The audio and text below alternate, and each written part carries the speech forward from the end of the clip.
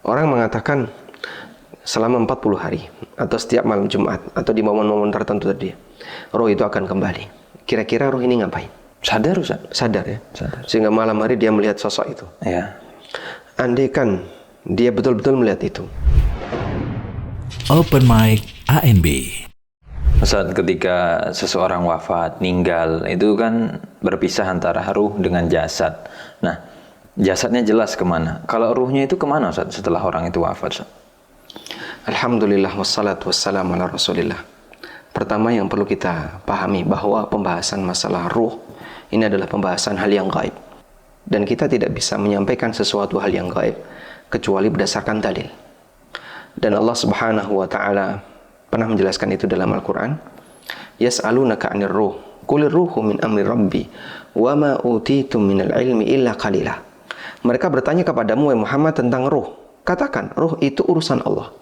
Wa ma utitum minal ilmi illa qalila, dan kalian tidaklah diberi ilmu, maksudnya diberi ilmu tentang ruh illa qalilan, kecuali sedikit. Yang dimaksud Allah memberikan ilmu kepada kita tentang ruh yang sedikit itu adalah beberapa keterangan yang disebutkan dalam Al-Quran maupun disebutkan dalam hadis-hadis yang sahih yang diceritakan oleh Nabi SAW. Sehingga kita bisa tahu ruh ini ada di mana, ruh ini bagaimana keadaannya dan seterusnya berdasarkan dalil. Karena seperti ini tidak mungkin bisa dipahami kecuali melalui jalur nubuwah atau jalur kenabian. Selanjutnya, prinsip berikutnya. Kita perlu memahami bahwa antara orang yang hidup dan orang yang mati, mereka berada di alam yang berbeda. Sehingga yang hidup ada di alam dunia, sementara yang mati ada di alam barzakh. Maka Allah Subhanahu wa taala menjelaskan dialog orang yang meninggal dunia ketika dia berharap untuk dikembalikan. Hatta idza jaa ahadahumul mautu qala rabbirji'un la'alli a'malu salihan fima taraktu kalla innaha kalimatun huwa qailuha wa min waraihim barzakhun ila yaumi yub'atsun. Ini ada di surat Al-Mu'minun. Ketika kematian telah datang kepadanya, maka mereka mengatakan, qala rabbirji'un, ya Allah kembalikan aku. Kembalikan kemana? Ke alam dunia. Tujuannya apa? Orang ini mengatakan, la'alli a'malu salihan fima taraktu, agar aku bisa beramal soleh yang belum sempat aku kerjakan, yang kemarin aku tinggalkan. Kemudian Allah Subhanahu wa taala memberikan komentar, kalla, itu tidak mungkin. Innaha kalimatun huwa qailuha, itu hanya kalimat yang muncul dari mulut dia saja. Wa min waraihim barzakhun ila yaumi yub'atsun, dan di belakang mereka ada barzakh. Barzakh di sini artinya pemisah. Artinya mereka berada di alam yang berbeda, terpisah dengan keberadaan barzakh. Allah Subhanahu wa taala berfirman tentang barzakh di surat Ar-Rahman, marajal bahraini yaltaqiyan bainahuma barzakhun la yabghiyan. Allah mempertemukan dua lautan, bainahuma barzakh, di antara dua lautan itu ada barzakh. Sehingga la yabghiyan, antara satu air lautan di sebelah kanan dan yang di sebelah kiri, la yabghiyan, tidak bisa saling bercampur. Maka mereka berada di alam di mana Allah Subhanahu wa taala tidak mempertemukan antara orang yang sudah mati ini dengan orang yang hidup dalam kondisi nyata, dalam alam nyata. Karena mereka ada barzakh, sehingga membuat mereka tidak bisa kembali lagi ke alam dunia. Kemudian Ustaz, di masyarakat itu mungkin berkembang ya keyakinan atau mungkin anggapan bahwa roh itu nanti bisa pulang ke rumah setiap mungkin sepekan sekali, setiap malam Jumat, atau mungkin nanti bisa dijemput ketika menjelang bulan Ramadan, nanti dikembalikan lagi, diantar ketika bulan Syawal, atau mungkin di momen-momen tertentu roh itu bisa datang, bisa balik lagi ke rumah, mungkin ya masuk rumahnya, ke dapur dan yang lain. Itu gimana, Ustaz? Apa yang bisa dibayangkan ketika roh itu bisa balik pulang? Orang mengatakan selama 40 hari atau setiap malam Jumat atau di momen-momen tertentu tadi, roh itu akan kembali. Kira-kira roh ini ngapain? Andaikan keyakinan ini betul, maka roh ini akan melakukan amal soleh, karena dia balik ke dunia. Meskipun dalam posisi dia terpisah dari jasadnya. Tapi itu kan nggak mungkin. Orang sudah mati, amalnya terputus. Dan nggak mungkin dia bisa balik lagi ke dunia. Terus ketika dia balik, ngapain dia? Apakah cuma nongkrong saja, kemudian gentayangan, bahkan menakut-nakuti orang yang hidup? Kalau sampai dalam posisi dia menakut-nakuti orang hidup, kan berarti dia berbuat maksiat. karena bikin kaget orang hidup dan seterusnya. Dan itu tidak mungkin akan dilakukan oleh seorang arwah yang dia menyadari pentingnya menambah amal, bukan pentingnya nambah maksiat. Bisa kita bayangin ya, andaikan roh itu betul-betul datang, nanti dia masuk ke kamar mandi, ada orang mandi nggak pakai busana misalnya, atau dia melihat kejadian-kejadian yang umumnya itu rahasia, nanti justru malah dia kepo atau jadi jasus ya, jadi mata-mata bagi keluarganya. Loh, kok ini istri saya nikah lagi, kok ini suami saya nikah lagi misalnya. La haula wala quwata illa billah. Jadinya ini keyakinan yang nggak benar, sehingga arwah itu tidak kembali. Dan tadi sudah kita bacakan firman Allah Ta'ala di surat Al-Mu'minun, hatta idza jaa ahadahumul mautu qala rabbirji'un. Ketika datang kepada mereka kematian, maka orang ini mengatakan, rabbirji'un, ya Allah kembalikan aku, la'alli a'malu salihan, agar aku bisa beramal saleh. Harapan besar orang yang sudah mati itu adalah bisa balik lagi ke bumi, bisa balik lagi ke dunia. Dan itu tidak mungkin. Betul, dia jasadnya ada di bumi ya, dia balik lagi ke alam dunia itu tidak mungkin, karena dia berada di alam yang berbeda, yaitu alam barzah. Maka keyakinan tadi dia balik di masa 40 hari, dijemput di bulan Ramadan, balik di bulan Syawal, itu semua ini harus ada dasarnya. Anda menyampaikan keyakinan semacam ini, sumbernya mana? Dalilnya apa? Kalau nggak ada, sebaiknya jangan diucapkan. Ustaz, tadi ayatnya kan seperti itu, tapi faktanya beda, Ustaz. Jadi anggota keluarga itu memang dia lihat bapaknya datang, Ustaz. Kemudian si istri ditinggal suami, dan itu datang suaminya, ketemu, mungkin bisa ngobrol dan yang lain. Ini kan artinya fakta itu ada, Ustaz. Nyata di masyarakat itu muncul gitu loh. Orang yang sudah meninggal datang, balik lagi. Kira-kira kalau seperti ini gimana, Ustaz? Jadi yang datang itu siapa sebenarnya, Ustaz? Kalau memang ruhnya tadi nggak bisa balik gitu, Ustaz. Dia cerita dalam kejadian sadar atau ketika tidur? Sadar, Ustaz? Sadar ya. Sadar. Sehingga malam hari dia melihat sosok itu. Ya. Andaikan dia betul-betul melihat itu, di malam hari dia melihat sosok itu, ada sosok yang sama seperti wajah suaminya, wajah bapaknya, wajah ibunya, atau siapapun, maka kemungkinan terbesar itu adalah jin yang berubah wujud, menampakkan diri sebagaimana sosok orang yang sudah meninggal. Dan jin punya kemampuan itu. Sehingga dalam hal ini, ketika dia melihat penampakan seperti itu, sadari bahwasanya itu jin. Karena tidak mungkin arwah bisa kembali pulang. Atau kemungkinan yang kedua, jika memang itu ada di alam nyata, waktu malam hari dia bangun ngambil air ternyata lihat sosok itu, kemungkinan yang kedua adalah itu halusinasi. Dia berhalusinasi karena mungkin saking rindunya dia kepada suaminya sampai dia berhalusinasi, tiba-tiba seolah-olah dia melihat suaminya. Hakikatnya itu nggak ada, karena itu hanya sebatas halu ya. Saya yakin siapapun yang pernah mengalami seperti itu, ada dua kemungkinan ini. Kalau kemudian dia yakin, enggak, saya tidak berhalusinasi, saya betul-betul lihat sosok itu, dan dia bergerak misalnya, dia bicara dengan saya. Baik, kalau emang demikian yang terjadi, itu jin. Jin yang berubah wujud, kemudian menampakkan diri sebagaimana wajah orang tuanya, atau wajah suaminya, atau yang lainnya. Kalau misalkan ngelihatnya, Ustaz ya, itu di mimpi gitu, jadi nggak dalam posisi sadar, dari posisi tidur, dari mimpi ketemu orang yang sudah meninggal, kalau itu gimana kasusnya, Ustaz? Kalau di mimpi ini kasus berbeda, karena alam mimpi berbeda dengan alam dunia. Sehingga ketika kita mimpi, kadang kita melihat kejadian yang luar biasa. Allah tampakkan itu. Maka dalam kondisi mimpi terkadang orang itu ditampakkan oleh Allah Subhanahu Wa Taala. Nah, sekarang mungkin nggak arwah orang yang hidup bertemu dengan arwah orang yang mati dalam mimpi? Allah Subhanahu Wa Taala berfirman di surat Az-Zumar, Allahul ladzi yatawaffal anfusa hina mautiha wallati lam tamut fi manamiha fayumsiku allati qada 'alaiha al-mauta wa yursilu al-ukhra ila ajalin musamma.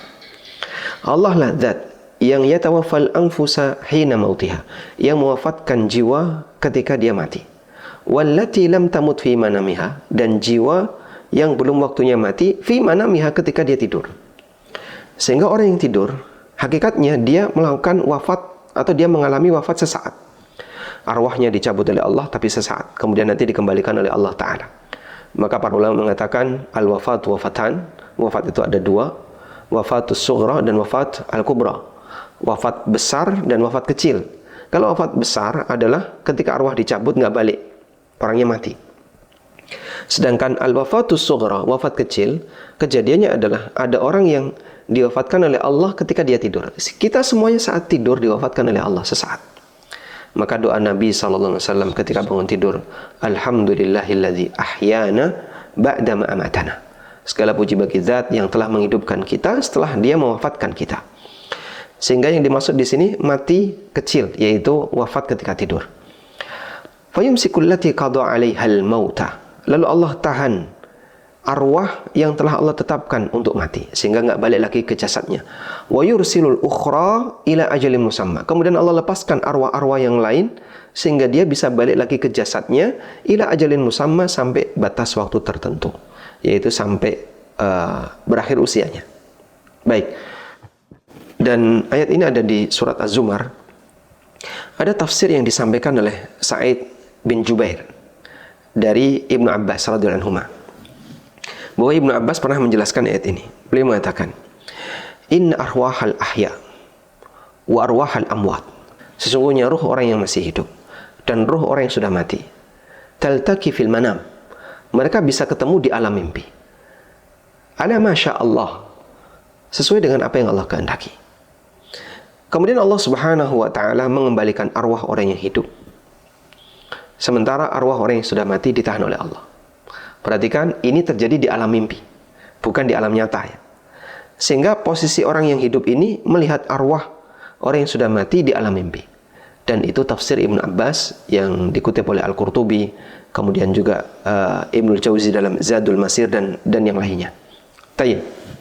Kemudian ada juga kejadian yang dialami oleh seorang sahabat yang beliau meninggal ketika peristiwa perang Yamamah, dan waktu itu dipimpin oleh Khalid bin Walid. Sahabat itu bernama Thabit bin Qais. Thabit bin Qais meninggal pada peristiwa perang Yamamah. Dan pada waktu beliau meninggal dunia, baju besi beliau itu dicuri orang. Diambil oleh salah satu pasukan kaum muslimin. Lalu disembunyikan, dan karena perang dulu kan butuh waktu yang lama. Akhirnya mereka membuat tenda. Lalu si orang yang ngambil baju besinya Thabit ini, dia mendirikan tenda di paling ujung. Kemudian ada salah satu di antara pasukan yang bermimpi. Dalam mimpinya dia ketemu Thabit bin Qais. Lalu disampaikan, wahai tolong, selamatkan baju besiku. Dia dibawa oleh si A, dan si A ini berada di tenda paling ujung. Kamu silahkan lapor kepada Khalid bin Walid. Akhirnya seorang mukmin ini yang bermimpi melihat Thabit bin Qais dan pesan yang disampaikan oleh Thabit bin Qais, beliau pun kemudian melaporkan kepada Khalid bin Walid, dan kemudian diperiksa ke tenda yang paling ujung. Betul sesuai persis yang tadi disampaikan oleh Thabit bin Qais. Tanda-tandanya, ciri-cirinya itu disimpan di kotak seperti ini, disampaikan dengan detail. Dan akhirnya baju besi itu diambil. Nah, dan kemudian kejadian ini dilaporkan kepada Abu Bakar As-Siddiq radhiyallahu anhu, karena peristiwa perang Yamamah yang waktu itu melawan Musailamah Al-Kadzdzab di masa Abu Bakar As-Siddiq. Dan Abu Bakar mengizinkan pelaksanaan wasiat yang disampaikan oleh Thabit bin Qais. Akhirnya para sahabat mengatakan, tidak ada wasiat yang ditunaikan padahal orang yang sudah meninggal selain wasiatnya Thabit. Karena biasanya wasiat kan disampaikan ketika masih hidup, tapi Thabit menyampaikan wasiat ketika dia meninggal. Dalam bentuk dia dipertemukan oleh Allah arwahnya dengan arwah seorang mukmin yang tidur ketika itu. Dan peristiwa ini diriwayatkan oleh Al-Baihaqi dan ma'ruf di kalangan para ulama tentang kisah baju besinya Thabit bin Qais yang dicuri oleh salah satu pasukan. Sehingga ini dalil bahwasanya arwah orang yang masih hidup ketika mimpi memungkinkan untuk bertemu dengan arwah orang yang sudah meninggal. Baik Ustaz, yang juga banyak mungkin di masyarakat itu adalah keyakinan tentang pemakaman jenazah Ustaz. Kalau nanti kain kafan itu nggak dibuka ikatannya, nanti dia jadinya jadi pocong katanya gitu Ustaz. Dan jadi gentayangan. Jadi berarti kayak ninggal nggak jadi ngelewati alam barzah, dia masih terikat di dunia gara-gara ikatan-ikatan kafannya itu nggak dilepas. Itu gimana Ustaz? Keyakinan seperti ini nggak benar ya. Karena sekali lagi, nggak mungkin orang yang sudah mati bisa balik ke alam dunia. Dan kalaupun dia balik, pasti yang dia lakukan adalah beramal soleh, berusaha untuk memperbaiki dirinya, bukan malah menakut-nakuti orang. Dan kita tahu yang namanya pocong itu kerjaannya apa? Setan. Nakut-nakuti. Dan itu justru membawa dosa dia, menambah dosa bagi dia, menambahi dosa untuk dia. Kenapa? Karena dia membuat kaget orang, membuat orang jadi takut dan seterusnya. Dan jelas ini adalah jin yang berubah wujud jadi rupa seperti pocong. Kenapa kok rupanya pocong, Pak? Karena itu kondisi terakhir yang dilihat orang ketika ada orang mati. Maka seolah-olah itu adalah orang yang hidup. Padahal nggak benar ya. Sehingga kalaupun ada orang yang, Pak, terekam kamera, betul-betul rupanya bentuknya pocong, Pak, lompat-lompat seperti itu, nakut-nakuti orang. Kalaupun andekan benar itu pocong, itu adalah jin yang berubah wujud, bukan orang mati balik. Karena kalau orang mati balik seperti tadi, dia pasti akan beramal soleh, bukan malah berbuat maksiat seperti ini. Dan anggapan bahwasanya ketika tidak dilepas tali pocongnya, maka dia akan gentayangan, kemudian dia akan apalagi nakut-nakuti orang. Ini nggak benar. Meskipun dianjurkan ketika orang meletakkan jenazah di kuburan agar talinya dilepas. Dan Imam Ahmad rahimahullah, ketika beliau mengiringi jenazah, sementara yang di dalam adalah anaknya, beliau memerintahkan kepada anaknya, lepas, halli, lepas. Akhirnya semuanya dilepas. Tapi dilepas bukan berarti dilucuti. Udah dilepas gitu aja. Jadi fungsi tali ini apa? Fungsi tali ini adalah untuk memastikan bahwa kain ini biar tidak lepas ketika dibawa dari rumah sampai ke makam. Maka dia dikasih tali. Tapi nggak ada kaitannya dengan kondisi dia di akhirat atau kondisi dia nanti masih tergantung di dunia.